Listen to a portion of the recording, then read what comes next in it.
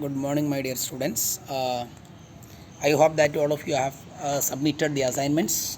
Transfer are not considered as a transactions which are not considered as a transfer. Today, I would like to start the computation of short-term capital gain. How to calculate short-term capital gain? It's a very simple procedure. From this slide, it is very clear. First of all, we will write it full value of consideration. We are already discussing what is my full value of consideration. It's a sales price that we have to write here.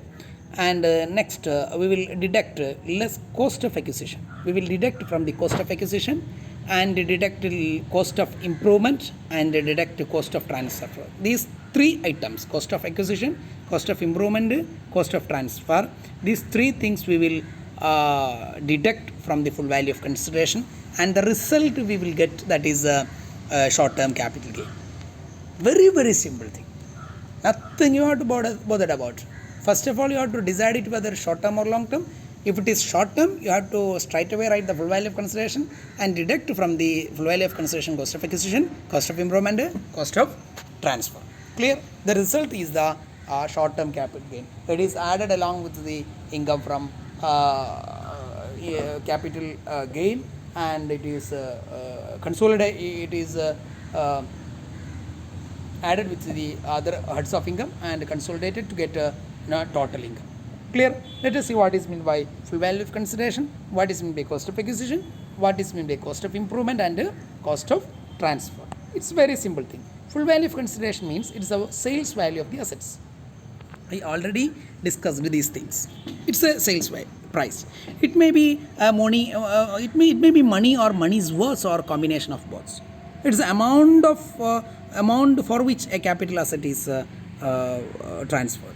So full value of consideration means the mere selling price of the capital asset. Clear? The next, cost of acquisition. Cost of acquisition, it is the sum total of amount spent for acquiring that capital asset. How much amount we have to spend for acquiring this, for purchasing this one? That is called cost of acquisition. Purchase price. Purchase price, expense incurred up to acquiring date, storage cost, etc. become as a part of cost of acquisition. If an asset was acquired by way of exchange for another asset, the cost of acquisition is the fair market value of that other asset as on the date of exchange. That you have to burn in months. If it is acquired by way of exchange, something like barter system, so the cost of acquisition is the fair market value of that other asset as on the date of exchange. Clear? Expense incurred on completing the transfer is also as a part of this cost of acquisition. The next one, that is cost of improvement. Cost of improvement means all expenditure of a capital nature in making addition or alteration to the capital asset. Suppose we have an asset and we have spent some amount for altering it or some expansion purposes. It is next sentence, it is very clear. All those expenditure which are incurred to increase the value of capital asset. So these spending of amount may result in increasing the value of the capital asset, or it will enhance the quality and capacity of the capital asset. That is called the cost of improvement. It includes all the expenditure which are incurred to increase the value of capital asset. In some situations, any expenditure which is deductible in computing the income under the head income from business profit or house property from other sources would not be taken as the cost of improvement. Cost of improvement for goodwill of the business, right to manufacture, produce or possess any article or things is that is nil.